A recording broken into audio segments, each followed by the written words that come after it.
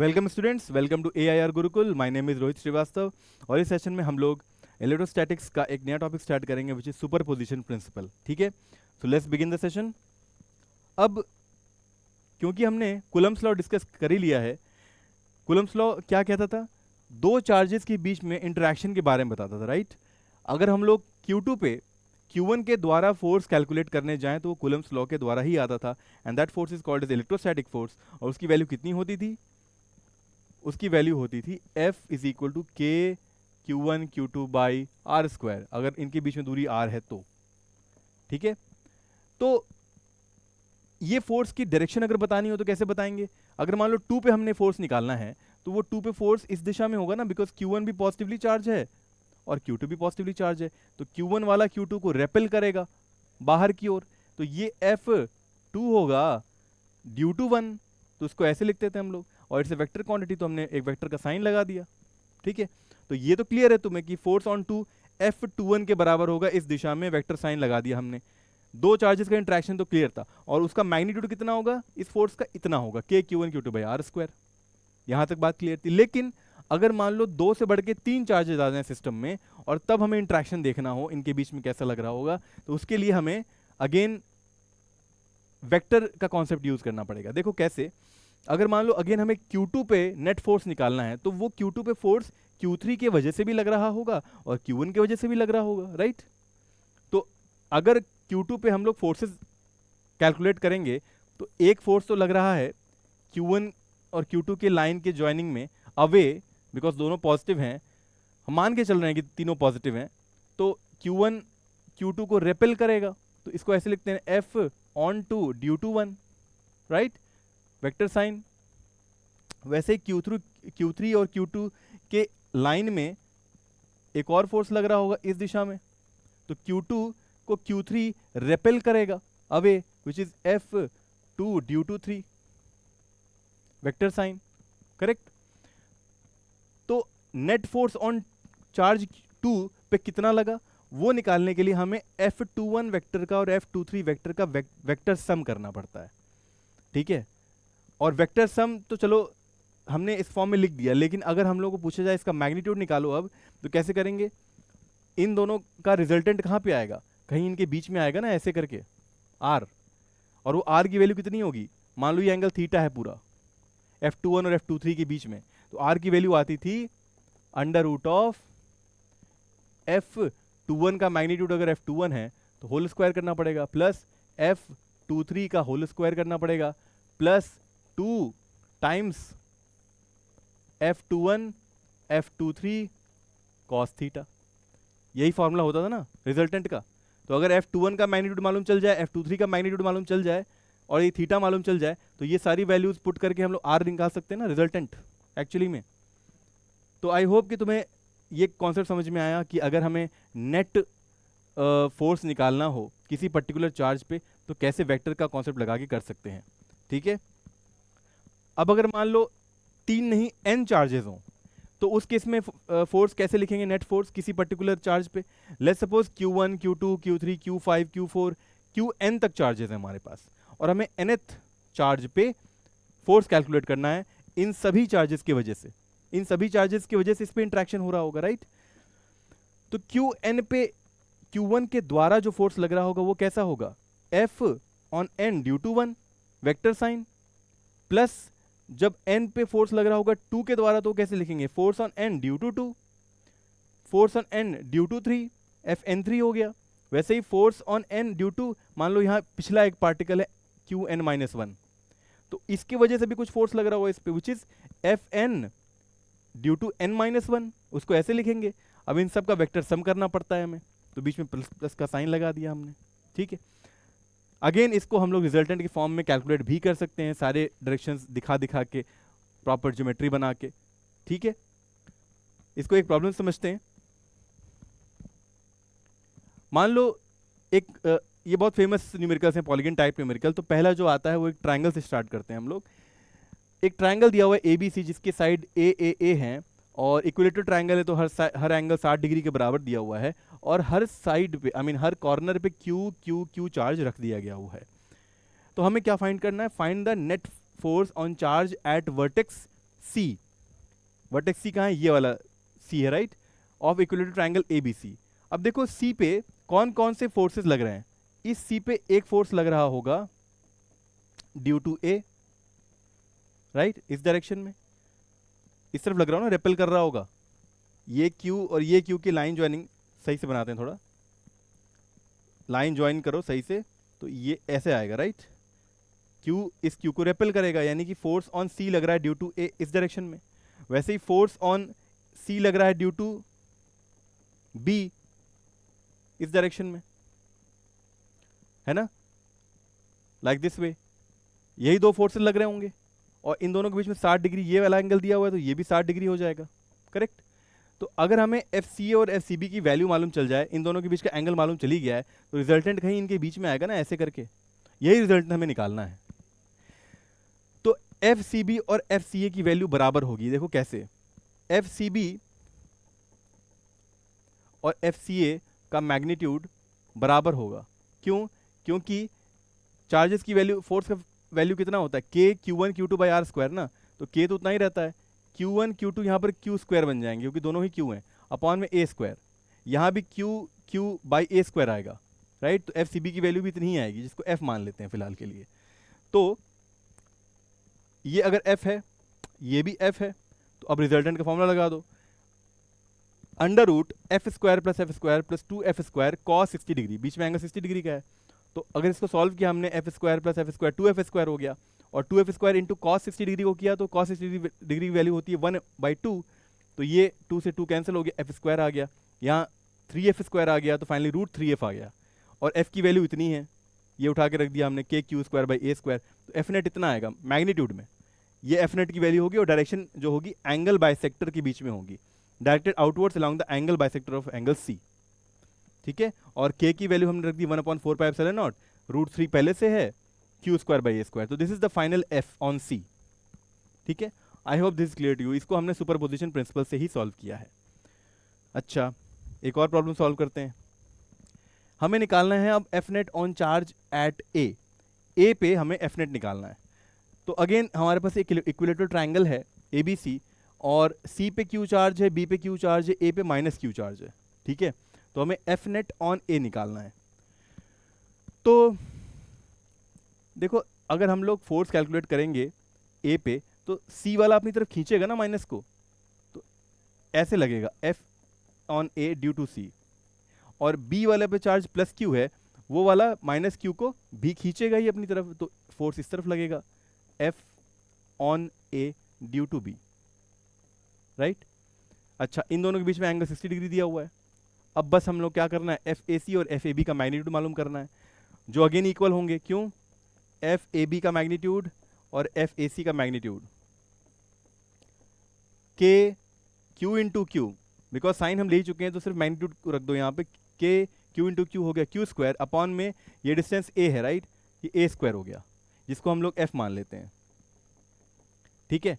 तो यानी कि एफ और एफ का इस बार क्या करना है, हमें रिजल्टेंट लेना है, 60 डिग्री एंगल दिया हुआ है, तो अगेन जो आएगा आंसर रूट 3f ही आएगा, because F square plus 2 F square cos 60 degree करेंगे तो रूट 3f आएगा, और ये रूट 3f का डायरेक्शन कहाँ पे होगा, इन दोनों के जस्ट बीच से जाने वाली लाइन होगा, ये रिजल्टेंट होगा। तो ये फाइनल फोर्स होगा पॉइंट ए पे, और उसकी वैल्यू होगी रूट 3 टाइम एफ, और एफ की वैल्यू कितनी है, K Q square by A square, तो रूट 3 टाइम्स के Q square by A square, इतना होगा रिजल्टेंट का वैल्यू, और डायरेक्शन डाउनवर्ड होगा, okay.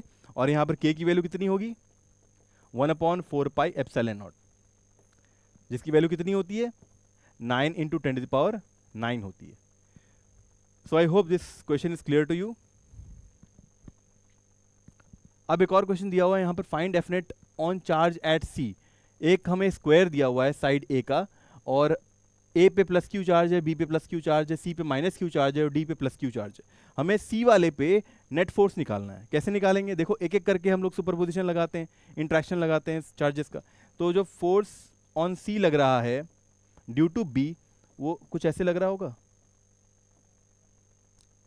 In the line joining, अच्छा लाइन ज्वाइनिंग तो है, लेकिन देखो माइनस क्यू है तो रेपेल नहीं करेगा, अट्रैक्ट करेगा, प्लस क्यू वाला माइनस क्यू को अट्रैक्ट करेगा, तो इस तरफ लगेगा ना, ये होगा F on C due to B, ठीक है। वैसे ही F on C due to Q क्या होगा, ये अट्रैक्ट करेगा तो इस तरफ होगा F on C due to D. अच्छा, अब ये वाला क्यू क्या करेगा, माइनस क्यू को अट्रैक्ट करेगा इस दिशा में, डायगोनल की दिशा में, तो ये हो गया F on C due to A, ठीक है। तो हमें तीनों के डायरेक्शंस मालूम चल गए, अब तीनों के मैग्नीट्यूड फाइंड आउट करने हैं। तो एफ सी डी और एफ सी बी का मैग्नीट्यूड तो सेम होगा, एफ सी डी और एफ सी बी का मैग्नीट्यूड सेम होगा, क्यों, क्योंकि that will be equal to K Q Q by A square, K Q square by A square only. इसको F कह दिया हमने, इसको भी एफ कह दिया और इसको भी एफ कह दिया। और ये जो होगा लाइन, इसके लिए अलग डिस्टेंस है, बिकॉज हम लोग जो अब डिस्टेंस लेंगे ए और सी के बीच में वो क्या होगा, डायगोनल का लेंथ होगा, राइट। और डायगोनल की लेंथ कितनी होती है, √2a होती है, इसीलिए एफ सी ए जो आएगा वो के क्यू स्क्वायर अपॉन √2a का होल स्क्वायर आ जाएगा, राइट। और √2a का होल स्क्वायर करने पे 2a स्क्वायर आ गया। और तुम देखो फर्दर, तो के Q square by A square तो एफ था, तो ये बन गया पूरा f/2, ठीक है। तो ये हो गया f/2। अब हमें सिंपली क्या करना है, f/2 तो डायगोनल के डायरेक्शन में है ही, और f और f का रिजल्टेंट भी डायगोनल की दिशा में ही आएगा, कितना आएगा, √2f आएगा, राइट। तो √2f plus f/2, √2f plus f/2 along CA final force होगा on C due to all the charges, all the other charges, ठीक है।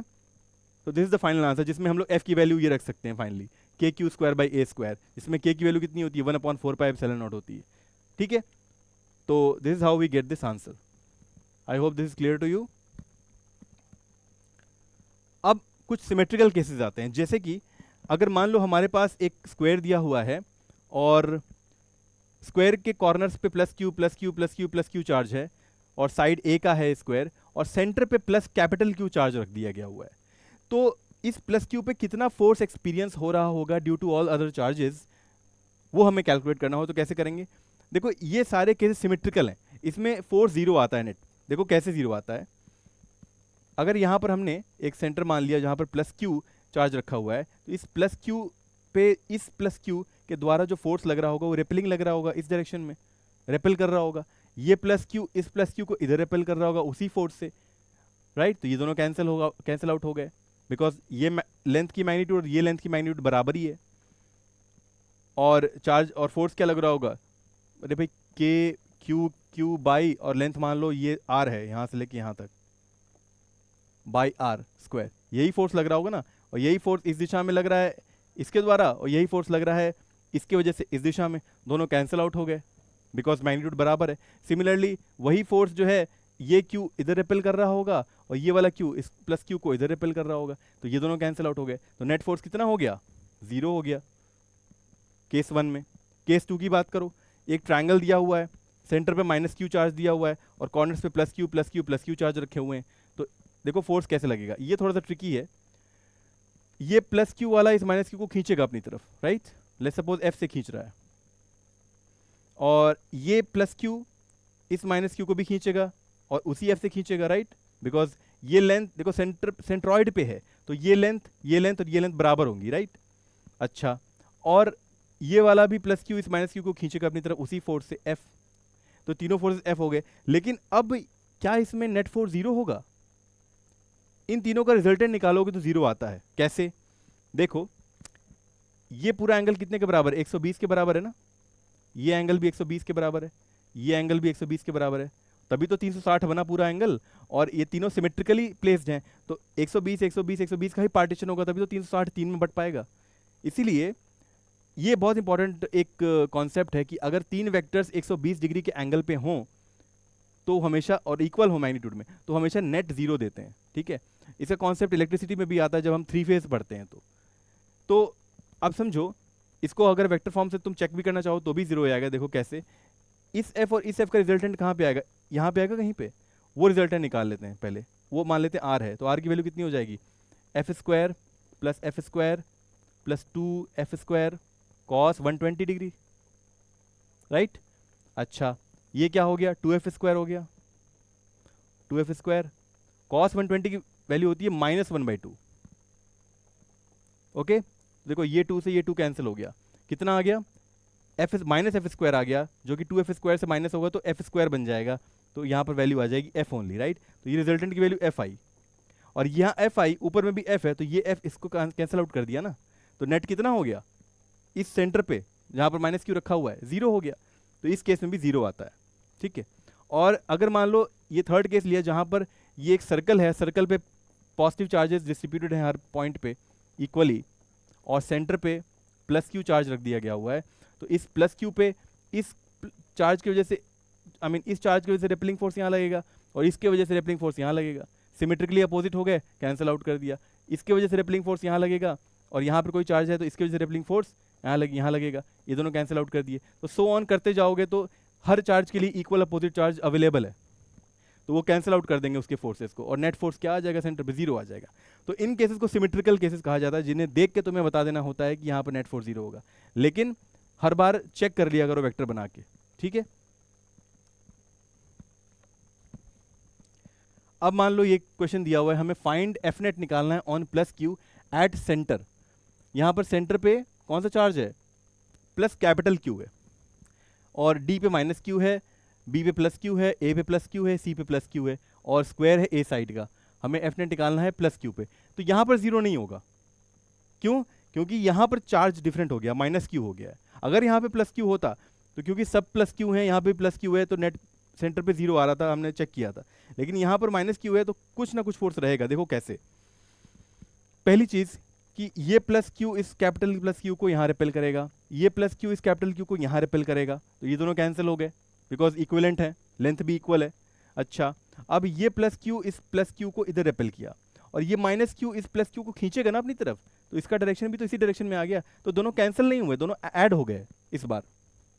तो ये वैल्यू कितनी आ जाएगी, ये वैल्यू आ जाएगी, देखो के क्यू और क्यू और कैपिटल क्यू अपॉन में ये लेंथ चाहिए हमें, ओडी की लेंथ, ओडी स्क्वायर, और ये कितने टाइम्स है, एक बार तो है ही, और एक और इसके वजह से भी है, तो 2 टाइम्स है ये, ठीक है। अब ओडी की लेंथ कितनी होगी, ओडी की लेंथ होगी, पूरी लेंथ जो होती है वो √2a होती है डायगोनल की, √2a का आधा करना पड़ेगा ना, वही यहाँ किया हुआ है, √2a का आधा कर दिया और होल स्क्वायर कर दिया, और के क्यू क्यू को 2 बार लिख दिया है यहाँ पे, देखो ये दोनों टर्म्स को 2 बार लिख दिया है। तो इसको सॉल्व करोगे तो इतना ही आएगा, 4k अपॉन में a स्क्वायर, ठीक है। इसको कर देते हैं सॉल्व एक बार को, देखो यही आंसर आएगा, के क्यू अपॉन में ये वाली वैल्यू रख दो, ये हो जाएगी √2a/2 का होल स्क्वायर, तो ये हो गया a/√2, उसका स्क्वायर करेंगे तो a²/2 हो गया, वो 2 ऊपर गया तो कितना हो गया, 4k/a² हो गया। तो यही आंसर आ रहा है, ओके। जिसमें k की वैल्यू क्या होती है, 1/4πε0, जिसकी वैल्यू 9 × 10⁹ रख देंगे अगर मैग्नीट्यूड निकालने को कहा गया, न्यूमेरिकल वैल्यू निकालने को कही गई तो, ठीक है। So I hope this is clear to you, और इसी के साथ ये सेशन कंप्लीट होता है। अगले सेशन में हम लोग एक नए टॉपिक के साथ प्रेजेंट होंगे, इलेक्ट्रोस्टैटिक्स के। Until then keep learning and keep having fun with physics. Thank you very much.